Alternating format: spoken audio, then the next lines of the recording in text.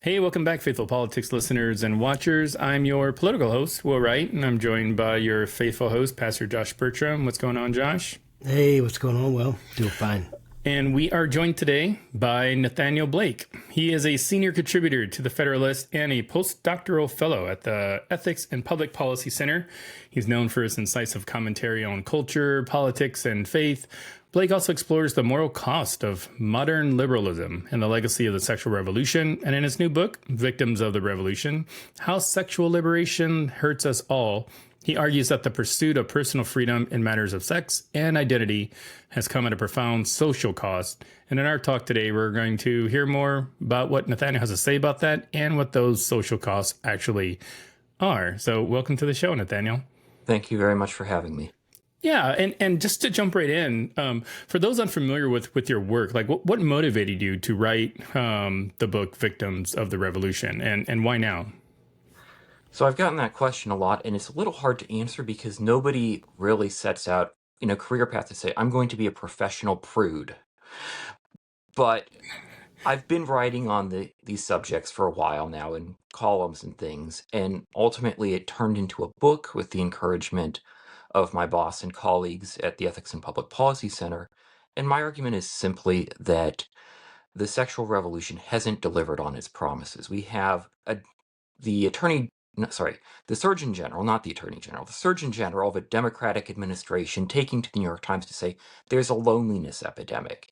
And research keeps showing that Americans are lonelier, Americans are more isolated, they're more depressed, and they're even reporting having less sex and less satisfying sex.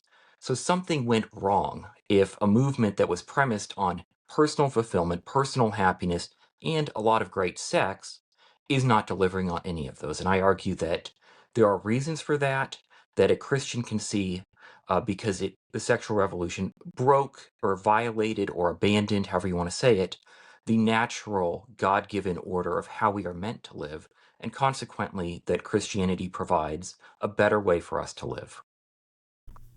Yeah, I really resonate with your argument. I was looking through one of the articles that you wrote that's very similar to the book, and then, of course, looking at the argument of the book, and I really appreciate it. It's funny because I was talking to my wife and I was sending her like, hey, what do you think about this argument, essentially? And I had got it boiled down into some premises, and then she was like, that makes a lot of sense to me. And I was like, yeah, it makes a lot of sense to me too. And I just appreciate your candor in this. And I would love to kind of hear like an understanding of, one of the words that you have used is prude. And I would love you to kind of define that for us, help us understand what you mean when you say prude, and then how that helps us like understand this category of person that you're talking about. Sure. It's a little self-deprecating in that the Christian moralist, the church ladies, whatever the church guys are, the ones were the killjoys, were the scolds, were the ones, were the buzzkills coming in saying no more fun, nope, nope, nope. But it isn't real. So that's the reputation. That's the accusation. But I don't think it's accurate based on what we're seeing in our culture, where it turns out actually marriage is good. Family life is good. It's not a guarantee. I'm not preaching a sort of sexual prosperity gospel here, where just, get married and go to church and everything will be perfect and you'll have a great sex life and it'll be wonderful. But it is, on average, better because it avoids the pitfalls of sin. The scriptural design for our lives is better for us, and it also provides comfort and consolation and even an understanding of how our sorrows can be turned to sanctification. So the prude is really just me saying, well, here's what the world calls us, but it's not accurate. You can accuse us, but by your own standards, again, the sexual revolution promised great sex, and yet Americans aren't really having that. Yeah. So when you say what the sexual revolution promised, can you better define that? And I'm asking this question because I don't really know that much about the sexual revolution. So maybe you can first define what the sexual revolution is, and then kind of what sort of was the larger, broader promise that the movement offered. Sure. And you could take a very historical perspective, which I don't do too much in my book, but it was ultimately based on the idea that with human developments of technology, of wealth, of mastery of our bodies, we didn't need the old constraints. And that consequently, we would be happier, we would be more fulfilled, we would flourish more if we were freer to move in and out of relationships, in and out of marriages, in and out of beds, if we were sexually liberated, if all the old norms and taboos and constraints were effectively abolished. And that would actually be what would in, we would be more fulfilled and happier both individually, but then as a culture. And that movement, I would say, largely triumphed. That is the cultural zeitgeist. It is what conquered. It is the norm. It is the expectation now. I just don't think it has delivered on its promises. Whenever you talk about kind of the success or failure of any movement, whether it's sexual revolution, Black Lives Matter, whatever, that there's this sense of like winning and losing, or it's working or it's not working. Either way, it's based off a metric of some sort. So like, how are you gauging the success or failure of the sexual revolution? Well, I would say that we would look to, are people happier? And that's can always be a challenge, but there is a lot of social science that at this point is reasonably well established of trying to judge how happy people are. We can look at, are people reporting having more sex, right? If the idea was that marriage, it's a killjoy, it's a ball and chain. You get married and your sex life is going to end in a year or two. You disappear into a gray suburbia and never come back out. There's a lot of media that sold that image. So yeah, happiness, sexual fulfillment, and the social science doesn't back that up. I mean, the General Social Survey, it's not perfect, but it is a very large social scientific survey. And if you look at the rate at which Americans are reporting having sex within, the last week, the last year, whatever, it asks those questions, it's gone down dramatically since they started asking those questions. Something happened. And we also, again, have places like the New York Times and the Atlantic and the New Yorker. The Atlantic kind of led the charge, writing about this Gen Z and millennial sex recession. And New Yorker just had a piece on that a week or two before we're recording this. Absolutely. So yeah, no, I mean, I really resonate with what you're saying. I would love for you to unpack the idea of like the Christian moral framework a little bit more. Basically, like it's guiding us.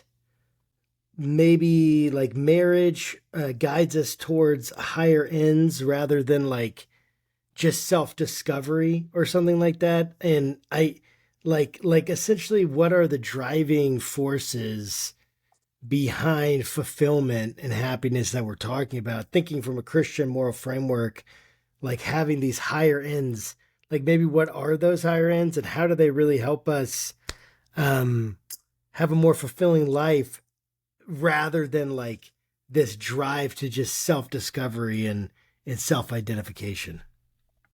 all right, well, that's a big question. I'll try to go through it quickly. So first It of all definitely is. there is the question of what fulfills us. And my argument is that we are not meant to be pleasure-seeking, autonomous individuals looking out for ourselves and trying to have the most immediate sensory pleasure we can. Instead, what fulfills us ultimately, both in this life and then looking forward to the next, is relationships and love. And consequently, the Christian understanding of marriage is something that is God-given. It is ordered through our nature, our ontology as male and female, and it is directed both to our fulfillment in this life to some extent, but it also points us, as you said, to something higher. So marriage in the Christian view is something that is both very fundamental and very pragmatic and practical, and also something that is much that points us ultimately to our union with Christ. The church is the bride of Christ. So marriage is the basics of the continuation of the human race: diapers, dishes, raising children. It is also a union and intimacy with another person that is one of the deepest that is possible in this life. And then it finally directs us towards that. It's a sign, it's a symbol of our ultimate eschatological fulfillment with God. So it encompasses a great deal, going from the very basic parts of life all the way up to finally seeking God in the beatific vision. I would probably say critics, would say that this sexual freedom revolution, what have you, has, while produced negative results, kind of as in your telling, may have also expanded rights and protections for women, LGBTQ, so on and so forth. Like how would you respond to someone that makes that argument? So I would, I would have three things that I think I'd say, because I think there are a few different issues raised there. First of all, I actually feel a little vindicated, in something I wrote in the book, which is that it is now the Christian insistence that marriage is between a man and a woman that is more offensive to the culture than the Christian insistence that sex is meant for marriage. So it is the Christian objection to same-sex activity that's more offensive to our culture than the Christian objection to fornication. I think that is in fact where the criticisms are coming from. So to address those, you raised two things: women and LGBTQ plus. So with regard to women, I would say, and I will tie these two together. With regard to women, I would say that actually the sexual revolution has in many ways been anti-women because it has regarded women as defective men, which is to say female fertility and the natural differences between men and women are treated as something that is detrimental to women. Women are expected to enter into the world as men, and consequently they have to suppress their own femininity, and I don't biologically, and so on. Leah Labresco Sargent, actually, I know I'm talking about my book, but so she just has a great book. I've got an advanced copy. I've read it.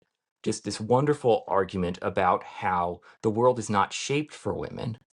And the argument I make, which is in some sense drawn from her previous writings, is that our understanding of the normative ideal of what it means to be human as an autonomous individual rather than an individual who is dependent or has dependencies is ultimately a very male-centric one, and it is one that calls into question even the idea that women and children are fully human. If being human means being maximally free, if that is the normative ideal, then that disadvantages women and children in terms of our understanding of their humanity. So that brings us to abortion, which I think is what you're asking about. And I would say that you will not have solidarity, you will not have social justice if you set the interests of mother, father, and child against each other, if instead of a bond of love between this primeval union that continues the human race, you instead have a competing and violent battleground of selfish, clashing interests, which is settled against the weakest. So then in terms of LGBTQ, and I know it's a long answer, it's a big question. I think there is the Dude, I'm like question. loving this, by the way. I'm Okay, absolutely captivated by okay, what you're saying. I'm all right, serious. Keep all going, please. right. So with regard to LGBTQ plus, there's a question of, from a Christian perspective, what is our identity? Is our identity based upon our sexual desires, whatever they may be? Is our identity based on a sense of gender identity? And I've got a whole lot of things, but I'll skip over that. Or is our identity based on our growing sanctification and conformity to Christ? And so that's where there's a distinction, because I understand from a perspective that says my identity is based on what I want, how it seems like Christians are actually erasing and attacking the very existence of people who identify as LGBTQ, because, well, if that's the core of your identity and someone is saying, no, that is wrong, or that is not what you should have or desire, or you should not be able to act on that, or whatever, that seems like an attack on their very core. But then from a Christian, traditional Christian perspective, no, this is simply that they have identified with the wrong thing. Instead of identifying with God's design, with God's outline for our life, we've identified with desire. And this extends far beyond sexual desire. Our entire culture encourages us to identify with what we want, to identify with what we consume. One thing I really love about your comment, because I mentioned this on the show just recently, how I'm a Christian. I'm also a progressive. I used to consider myself a progressive Christian, but I stopped saying that because I'm first and foremost a Christian. like, Mhm. I don't think that we should, put a prefix before our identity in Christ. That's just my own personal belief. I'm a Christian first, and everything That'll else preach. from that follows afterwards. So yeah, I do agree with you on that regards of like, hey, just pick your priorities on how you want to identify, and if you're a Christian, like you should identify as a Christian first. Sorry, go ahead, Josh. Oh yeah, I mean, I really love the argument, and I'm just curious, like, how do you like what I guess one thing I would love for you to define what um I mean, we've already talked about like what a prude is and those kind of traditional values, but so what are the norms? If you could help me understand norms and even dig a little bit deeper into the norms of marriage, like what makes marriage what it is essentially in your view, and then like and how is that like connected to the scriptures? I'd love to Mhm. hear from you, and then um and I can remind you this again, but with that, how sexual indulgence, which is a big part of the argument, what is that like defined as anything outside of that? But maybe we can give it a little bit more definition as to what sexual indulgence is and why it's a harmful as opposed to a good that Mhm. someone would experiment or have multiple partners or polyamorous or any number of right the I mean, almost the virtually infinite number of mutually agreeable, Mhm. relationships the human mind could conceive that would have a sexual component. Yeah, I would just love to hear your thoughts on that. Okay, so I'm going to start with the latter part of the question, then hopefully remember the first part and get back to that. But It's just the definition of marriage, like what makes it sure. is. So I'll But remind. I, Yeah, I, I think what I'm going to start with here is that I would say that sexual righteousness is a social justice issue because one of the things that I think is very clear in our culture is that we, the sexual self-control, and in particular, a return or perhaps a renewal, might be a better way of saying it, of marriage and family would be the best anti-crime program, the best educational program, the best anti-poverty program would be if fathers married the mothers of their children and stayed married to them. This would also almost entirely eliminate abortion as an issue. Abortion is not an issue within marriage. Statistically speaking, it's well under 10% of abortions happen when the woman is married. So that issue largely goes away. And if people are committed to each other, then they are going to love their children, care for their children, protect them, and all of those things. So I think it's very much a social justice issue, and that's something that usually we associate with the left as a term, but maybe if you get into Catholic thinkers, it becomes a little more bipartisan. But I would simply say that strong families, families that are biblically grounded, ultimately, as Christians, we would say, are the basis for a just society. So then talking about what is marriage? Well, you could probably go to the Anglican what is it, Book of Common Prayer, or maybe it's somewhere else in there. I would need to check with my Anglican friends, but instituted by God for multiple purposes. So it's as a remedy for sin to avoid fornication. I mean, it's at the end of Pride and Prejudice, that long BBC one, and anyway. But so yeah, it has multiple purposes. But what it comes down to is that it is rooted in the complementarity of male and female, and it is something that is designed, it is the vocation most of us are called to, and it is not designed for our good. It brings us back to lifelong union. And part of that, why that is so important, is that without commitment, there is no enduring intimacy. Without commitment, there is no ability to trust, to rely on the other person. I mean, I mentioned earlier, we have this image of marriage as you disappear into gray suburbia, but the vows we make in marriage are incredible. They are something out of a romance, a fairy tale romance with the knight slaying the dragon or whatever. Only there's something you do every day, for better, for worse, for richer, for poor, in sickness and in health. That is powerful. That is a promise to hold to your word against the entire world if it comes to that. That's an amazing vow that we make, and it's increasingly, and we take it for granted.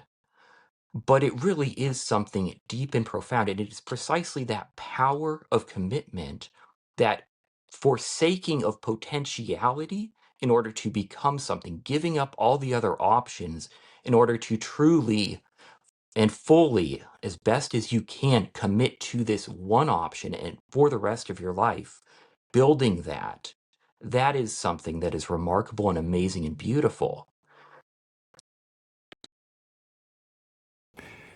Sorry about that. The I'm curious about your thoughts on like purity culture. So it may come to a surprise to many of our audience that I was once a youth pastor. Um, and I may have given my fair share of At a conservative church, no less. Assemblies of God. Yeah, go Mhm. figure. I didn't have my Obama swag on at the time, so I was sort of like in sheep's clothing, if you will. But I'm pretty sure I've given my fair share of purity talks, and I'd love to kind of just get your sense of like, was purity culture kind of a response to the sexual revolution? Is it completely disconnected? And then maybe the last is like, is it helping accomplish the mission of the church in your view? So I would say, yes, it was a response to the sexual revolution. I don't know I think it's still active. I do think that the problem I have with purity culture is that it tended to, and I don't want to pick on it too much because the church was responding to difficult circumstances where the entire sexual ethos went from being at least nominally rooted in scripture, very imperfectly observed as it always is, but to something that was actively opposed to the traditional Christian understanding of sexuality. So they were in difficult circumstances, but I do think there tended to be two errors that caused problems and hurt people. One was a lack of a positive vision, insofar as it focused so much on stay a virgin, don't ever have, don't have sex, and it's a horrible thing if you fail in this. And it's sinful, I would say that, but I feel like it tended to overemphasize this one particular sin, and in particular, this one particular instance of this sin. And that was, I think, harmful for people. The other thing I would say is that to the extent it tried to present a positive vision, I think it was not always very realistic about what that would look like. And then finally, sort of tying some of this together, I think there could be a real failure to then consider, well, if Christians believe that sex is meant for marriage, what is that going to require from us culturally? Because there are things that make this very unrealistic. Right, if Christians follow the culture and now have an average age of first marriage around 30 years old, you're not going to have a lot of people holding out, no matter how much purity culture you throw at them. So, Yeah. so there are economic and cultural and educational trends that I think a lot of Christians ignored, and a sort of an idea of, well, just get them through high school or for whatever. But that's not just the issue Nah. here. Yeah. I really appreciate your analysis of that. It's very thought provoking. Um, for me, so I mentioned that I had the argument, like I have like the argument from one of your Federalist. It was basically an article you wrote for the Federalist. I have it, and I have it in put it into premise like standard form. Can I read it to you and see if you're satisfied with it? Sure. If it accurately represents. So, premise one is sexual satisfaction is most reliably achieved inside stable, faithful, lifelong marriages that ground intimacy in enduring love and vows. All Yes. right. Premise two, prudish, i.e., traditional Christian sexual norms actively cultivate and protect such marriages by channeling desire towards self giving commitment. Yes. Okay. The sexual liberation ethos undermines lasting pair bonds and normalizes harmful extreme practices, which I'd love for you to go into more. For example, porn fueled choking that dampen desire and damage intimacy. Hmm. All right. Yeah. And then empirically, the broader culture is in a sex recession, while married church going Christians report the highest levels of sexual frequency and satisfaction. Therefore, only those who follow prudish Christian sexual ethics consistently experience good sex, whereas the promise of sexual liberation fail even on their own terms. I would say I would qualify the last point of with something like on average, because I wouldn't say it's every right. It's not going to be every single case, but it is, and I'm relying a lot on Brad Wilcox's research here. He's a Sure. sociologist at University of Virginia. But yes, on average, those are the numbers, and it really does seem to be borne out with this concern over the last half decade or so about the sex recession among the sexually liberated. And can you go into more depth on the sex recession? Like, what are kind of some of the theories behind it that you're aware of, and what is it really? I mean, I know we've been talking about it, but maybe give it a little bit more, yeah, just defined, and make it a little bit more defined, and then the sex recession, and then what are the causes? Like, what are people out there saying is the cause of this, and like compared to your view Hmm. and in So your I view? think, oh, sure. So I think it's complicated, like a lot of things, but I think that we're looking at a phenomenon that has several causes and which Christians are not going to wholeheartedly cheer all of it nor wholeheartedly condemn all of it. Because there is that problem of, from a Christian perspective, oh, there's less fornication. Hooray. Oh, wait, it's because everyone's just looking at porn on their phone. Well, I'm not sure that's a huge win for us. But, we traditionalists. Agreed. But I would say that empirically, as far as we can tell, it seems well established. Yeah, there's been a large drop off in in basically frequency of sex, especially among younger people. So there's a few things. One, later marriage. Again, the average age of first marriage keeps going up. So that means that people are not in that stable relationship as much. Now, of course, you'll have long-term live-in boyfriends, girlfriends, fiancés who are fiancés for a half decade or whatever before they get married. But still, overall, people are not, if you're not in a long-term relationship, you are less likely to have a regular sex partner. That's just common sense. Because let's face it, most of us, and this is especially true if you get older, are not going to be able to just go out there and find someone new whenever you want.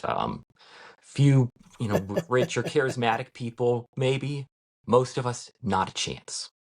So that's what's happening. There's also just the concern with the whole dating culture has changed. And I'm old enough that I have avoided this, but it's now very much apparently seen as kind of weird to ask people out in person among a lot of Gen Z types. Wow. And I'm hearing that. I'm seeing people write about that. So that makes it harder. Instead, you're looking on the app, and the apps I think can be paralyzing because you have an endless buffet of choices, but it's that oh gosh, there's 50 brands of deodorant on the shelf before me. What do I pick? It's the relational equivalent of that. You're paralyzed by so many options. So those are some factors. There's also pornography, which we mentioned. And so one that can sort of be a substitute for a lot of men in terms of it dulls the need to go out and try to find an actual woman, whether for a long-term relationship or, even just a fling. And then there is the fact that to the extent that men's sexual practices are being influenced by this, and this is where we start getting to those pieces in the New York Times and the Guardian about like, why is sexual strangulation suddenly a thing? And it's due to pornography. That's not normal, except now it is normal. So those are some of the factors. It's not single causal. And then I think the biggest thing that ties a lot of this together and adds its own dimension is simply the internet. We have screens now. You can just sit and watch whatever you want. You can scroll whatever you want. It's comfortable, and getting out in person doesn't seem as attractive as it has for practically all of human history, right? The indoors is now very comfortable, and you can have an endless array of entertainment on your phone. You can have an endless array of interactions. We now have, Elon Musk just launched his chat bots or whatever, and those are going to be horrible because they're going to be digital crack for lonely people. So that Yeah, it's interesting. So I met my wife online. I actually met her on MySpace, of all places. If for those that remember that, I'm old enough to remember that. and I met her traveling in South Korea. It's a whole story. Like maybe one day I'll spend an episode on it. But it's like technology can be great, and we've been married for like 17 years. So technology can be great to help connect people, but also it can be very detrimental to your point of like making people just a bunch of hermits and like homebodies, like I am. But I am curious though, like what do you think the effect of the sexual revolution had on religious institutions, churches? It seems like, most of everything that we've talked about so far is like individual lives, like how they think about marriage or how they think about sex. But like, what about like theology or, faith leaders in the country? Like, how did the sexual revolution really affect those institutions? Wow, the big questions keep coming, but I'll try. So I think that it did a few things. One, there's a definite divide between theological liberals and theological conservatives. And you see that both between denominations and then within denominations, and then, of course, denominational splits. So PCUSA, PCA among Presbyterians, for instance, where one has gone in a very liberal direction and the other has stayed much more conservative. So there's a divide there. And we've seen a general religious decline in the West, secularization. It's happened in America. It may be stabilizing. Brian Burge has a great Substack on religion, and he's one of the people exploring this. And there may be stabilization, but I don't think it's reversed yet. The whole Gen Z revival thing, maybe, but it hasn't. It would just be starting statistically. So part of that is that there is that tension that always exists between what we profess to believe, what we profess to claim is good, and how we actually live, which is why, there's confession, whether in the Catholic, very institutionalized form, or then just Protestants, where there should still be regular corporate and private confession. But it can also, instead of confessing, we can then say, actually, either I don't believe this anymore, I don't think it's true, that the tension pushes you the other way, or there's in that effort, alternatively, to create a new synthesis of, well, I think the traditional understanding is wrong. And that has, I would say this on that last point. So the mainline denominations that have most embraced that have seen their membership drop the sharpest. But there are an awful lot of sort of uh, evangelical churches that don't really fit into that mainline conservative framework, and a lot of believers who then find themselves still, who basically embrace that to one degree or another. Don't they haven't officially as a church maybe put out something like the Episcopal Church has, or the United Methodists did recently, and then started splitting all over the place. But there's still a lot of people who are effectively believing that. And then there are a lot of contradictions even in some of the conservative churches and denominations. So one thing that really stands out to me there is Jesus said some pretty stern things about divorce in Matthew 19. And yet I've seen an awful lot of evangelical churches that would otherwise claim to be very Bible-centric, very conservative on issues of sexuality, really not have much to say about that or not enforce that. When someone has an affair, gets divorced, gets remarried, again, Jesus said that's adultery. But these people, these churches just seem to ignore that and overlook that. And I think that is something that really does undermine their witness. You're trying to teach purity culture. We talked about that earlier, but you're overlooking what these adults did. Yeah, again, I really appreciate your analysis. Like, it's making me have all sorts of questions and things that I want to, like, just dig into more and understand. And I would love to hear your thoughts on the place of LGBTQ in the sexual revolution, in the way that, this thing that started in the 60s, and then but now, we have gotten to a place where, categories that were probably unthinkable 20 years ago are now like commonplace, like non-binary, maybe I should say 30 years ago in 1995, right? 2005, probably in the West Coast in certain areas, right?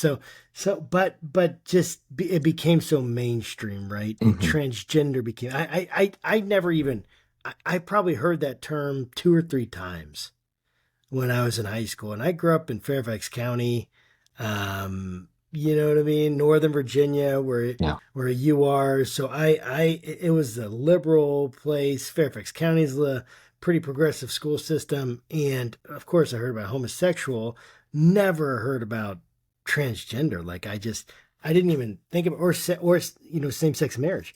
That was never talked about. Nobody talked about that. And now, the pace of change has been breathtaking. It feels like, whether you think it's good or bad, the pace of change has been breathtaking. But I'd love to hear your thoughts on that. What's going on with that? Well, it has been breathtaking. I mean, just 10 years ago, we were, Obergefell comes down, same-sex marriage is institutionalized across the country.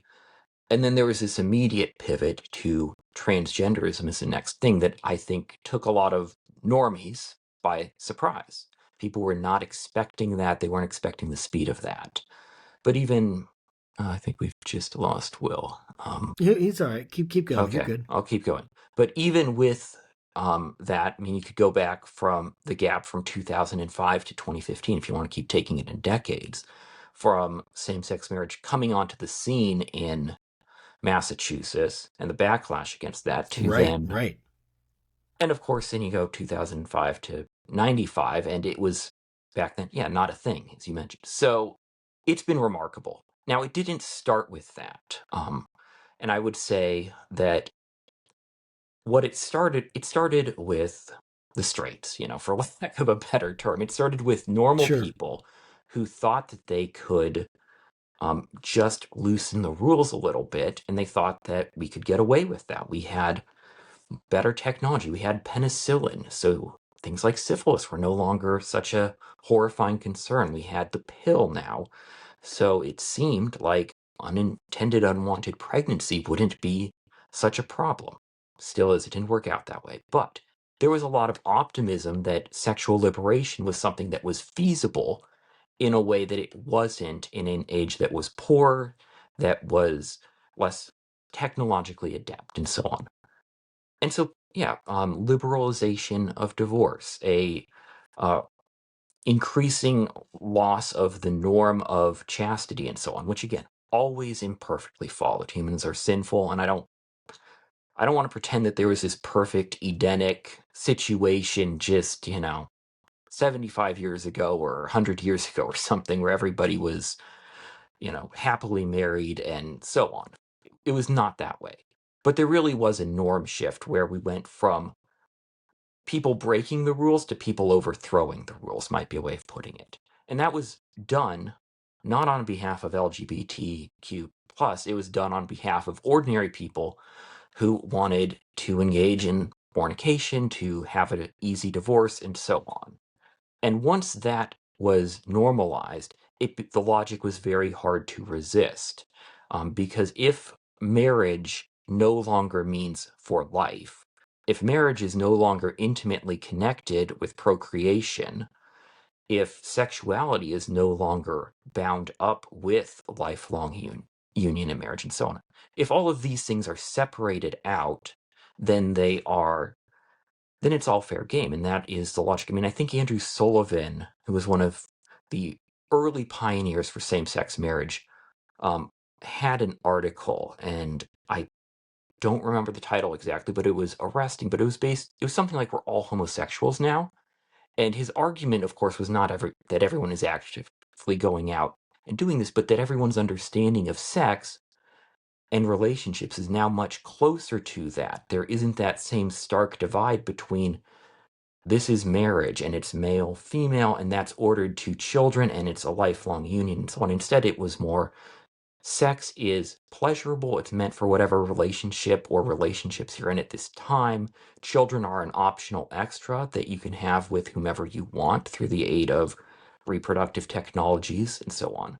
So once we separated all of these things out that had been connected together in Christian marriage, then there was no logical reason not to extend things and to say, yes, uh, if mothers and fathers are optional in straight unions because of easy divorce, well, why can't we substitute, an extra dad instead of mom or the other way around? So the logic was laid long before we really got to the tipping points. I'm curious on your take on whether or not there's any common ground for, those that, care about sexual freedom. I mean, I'm close. I'm getting close to 50, so like my views on Mhm, sexuality have changed quite a bit over the years. Like, and mhm, I do tend to take more the libertarian probably standpoint of like you guys just do what you want to do, don't hurt me, and we can all mhm. kind of live a happy life. But I'm curious about like your thoughts on where are the places of agreement that those that want to live a promiscuous life, and those that want to have a more biblically based version of marriage. Like Mhm. where's the middle ground? So I think that what we're seeing is it's hard to find that middle ground, in part because of the underlying divisions, uh, ultimately about what it means to be human. So it's one thing, I think, to embrace sort of a libertarian live and let live idea, and in theory, some of that can work, but then you still run into the thorny practical questions that we're seeing of ultimately the state is going to have a view of what it means to be human, what it is to be, what is good, what is evil, and it is increasingly, right, education is an obvious example of that. There will be a curriculum, it will have values in it, and these values will instantiate one side or one faction's view of the good, and those will be opposed to another faction's view of the good. So that gets really difficult right now. I think that where I would go for common ground among Christians would be, first of all, submission to the authority of Scripture. Second of all, I would say that where we can find perhaps not common ground in terms of policy or what is immediately right and wrong, but in terms of an understanding of humanity, is to recognize that male and female matter, the creation order of male and female matters. And I also think that we could hopefully then, even with people who are not Christians, recognize that humans want to be happy. I mean, that's Aristotle. We desire to know, we desire happiness. And there is a natural law argument to be made. A lot of what I do in my book is a natural law argument, not a scripturally based one, simply in there is something about how we are made. There is a normativity to human nature and what we are meant for. And when we walk away from that, when we violate it, and it's not just sexually, in many ways, that is harmful to us and to others. And ultimately, then the point is that the rules that Christianity proclaims about marriage, about sexuality, and so far, they're not arbitrary, they're not capricious. Instead, they are rooted in a understanding of what it means to be human, and ultimately are meant to direct us towards our good and the good of those around us. So that hopefully we could agree on that end, at least, that we seek the good of ourselves, our families, and of those around us. But I do think these divides over what it is to be human is stark. And this is a point where, speaking to progressives, I would say you can't have solidarity if you embrace essentially Lockean premises of what it means to be human, right? I've seen socialists suddenly start to talk like Ayn Rand acolytes when we turn to abortion. And, what happened about all of this concern about solidarity, love for the other, care for the weak, and so on. I do think there are some, and this is not my area, there are some tweaks we can make. Family policy, one of my colleagues, Patrick Brown, does a lot of great work on that. So just exploring ways that the state can effectively support families and encourage families. I think churches can do things that will help support families. So meal trains being a very obvious example, just feed people when they've had a baby, right? Just bring them food, bring them diapers. So those are a few small practical things, but I do think those underlying differences about what it means to be human are hard to bridge. Yeah, man, that's really insightful. Thinking about marriage and its role in society, does marriage need to be defined by the government, or is it one of those things that it could be does society have to have an agreed upon? Like, I understand the Christians need that. hmm But why would you, like, I would love for you to articulate the reasoning behind why the government needs to define something, um, as opposed to people, if they want some kind of government tax benefit, they enter into a contract with one another or something like that. I mean, hmm or just, some kind of agreement so that the state has the records it needs. But why does the state have to define it? Does it? Or what do you think? I think that as tempting as it can be to have that sort of libertarian-ish, keep the state out of it. And that is the irony of the quest for same-sex marriage was get the government out of the bedrooms. Well, if the government is sanctioning this, suddenly, no, the government is in the bedroom. You're getting the government in. So that is the irony there. But in terms of why the government cares about marriage, well, the government cares about marriage because the government is ordered to the good of the community. It is responsible to protect and promote and preserve the common good of the community. And the community is not just a bunch of autonomous adult individuals wandering around who just need a few basic rules, that the whole idea of sort of that liberal Lockean or Hobbesian state of nature. We just need some rules to regulate trade but we're all basically adults who can look after ourselves and our own interests. That's just not true. That is not an accurate representation of human nature because human beings come into this world dependent, vulnerable, helpless. So really, the government interest in marriage is rooted in the fact that the government, if it is concerned with the future of the polity, is concerned about children. And that's really where all of this libertarian, let everyone do their own thing stuff breaks down, is that no, if we have a responsibility to care for children, both individually and collectively, then the government has to care about the relationships, about the families in which children are born, in which they are raised. I mentioned before, if we want to talk about social justice, again, the best anti-poverty program, the best educational program, the best anti-crime program is strong families.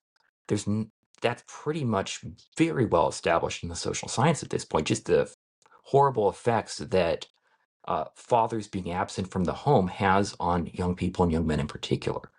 So no, there is that interest of the future of society depends on children, and how those children are born, how they are raised matters. Now, ideally, the government would not be interfering too much. It would only intervene in real situations of abuse and neglect, in breaking up or interfering with families. But yeah, you can't just ignore it. You have to recognize that children and their dependence and their vulnerability means that government has to be concerned with what it means to be a family and therefore with what marriage is. I mean, I find the argument compelling about marriage, and that's part of why, I've wrestled with this a lot. This idea of same sex marriage. I have a brother-in-law who's married to another man, and and I love both of them pretty deeply, and I but my traditional convictions and my convictions about what scripture says, one, and then that just the way you articulated that need that the government has to do, it has to, like, why else would we want the government in our relationships, regulating our relationships? Why would we want the government regulating our relationships unless there is a relationship so important because the future of the nation depended on it. The future of the civilization depended on having, good citizens, children raised with values, with, whatever the values are of the place. It's like, it makes sense. That's it. That's the only reason I can wrap my mind around why the government needs to be involved in marriage, is because children are involved in marriage quite naturally, right? They are the only natural way, right, for a man and a woman to produce a child. I know there are technologies that can do it otherwise, and that's only going to increase. But that it makes a lot of sense to me. The whole argument, but I guess the tension I feel, and then this will be my last question, and then I'll give you a chance to kind of promote what the book and what you're doing, and different places people can go to see your stuff. But I think, what do we, like, in our current reality right now, what do we do? Like, do we reverse Obergefell? And, like, your opinion, like, like Roe v. Wade? Is it something that's like, is that, I guess, like, is that where's the kind of predominant, to your understanding, conservative, like, feeling on this? Are we to reverse Obergefell? And then what do we do with all these people who have been married, like, legally, and have built families, adopted people and stuff like that? Like I totally understand the argument, and I resonated with it, but the practical reality of, what do I do with my brother-in-law, and both brothers-in-law that I would hate to see go through, like, deep pain. Like, it would, like, I that was just really, really hard, right? So, and I'm not saying just because something is hard, it isn't the right thing, but I just am curious as to what you think about that. What kind of the mainstream conservative thinking is on that, Well, the I future of think, marriage and all that. Go ahead. Sorry. okay. I mean, I think my view is that, well, let's start with the mainstream conservative view, which is we lost, and whether reversing Obergefell is You mentioned overturning Roe v. Wade. It would probably be a generational struggle like that. That doesn't mean that we don't do it. I think that we should, because Obergefell is wrong, not just about what marriage is. It's wrong as a matter of constitutional law.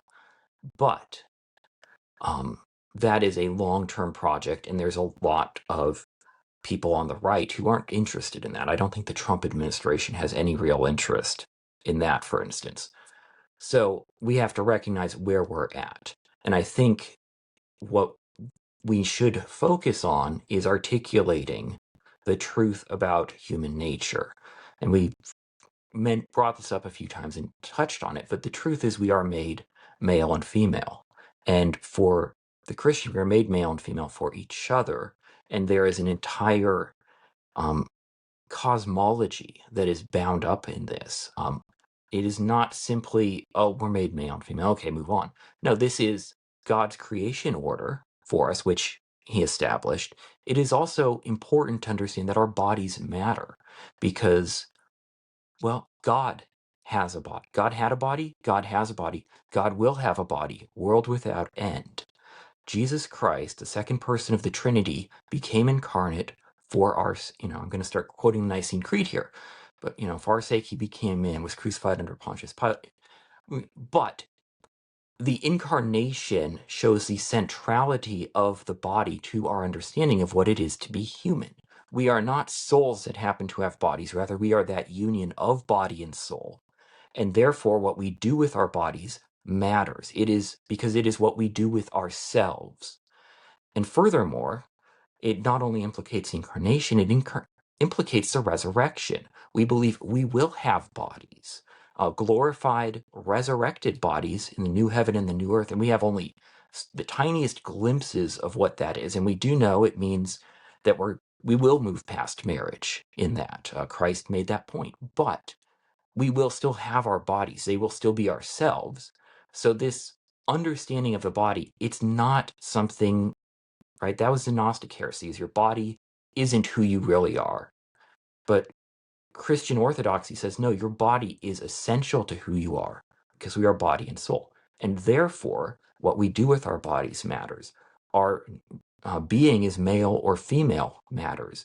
Our union as male and female together in that one flesh union that unites the two halves of the human race and provides for its propagation matters.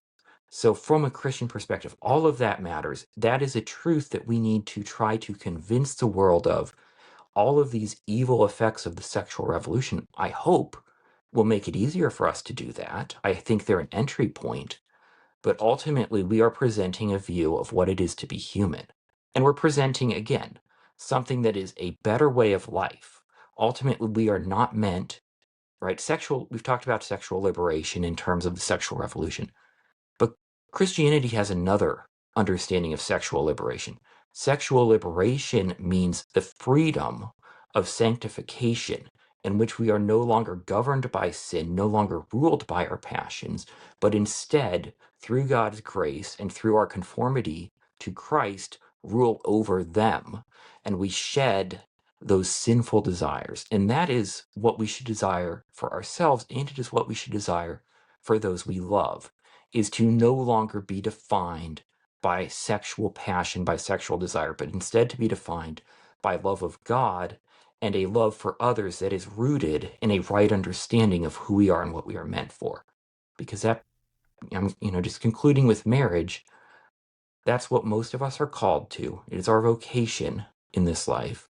And it is something that both fulfills us in many ways in this life and ultimately directs us towards our fulfillment with Christ in heaven when we are united, the church is the bride of Christ. And then even when we suffer, even when there is sorrow, right? I mean, even the best marriage ends in sorrow because one spouse is at the grave of the other. A wife is crying at her husband's deathbed.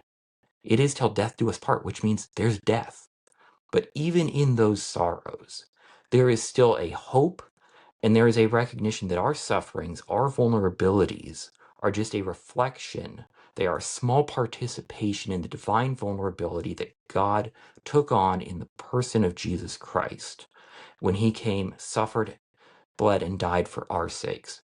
So that is something that is hopeful, and that is something that is an encouragement in the trials and tribulations of this life. There's a better way to live, but there is also comfort amidst deprivation, amidst struggle, amidst sorrow.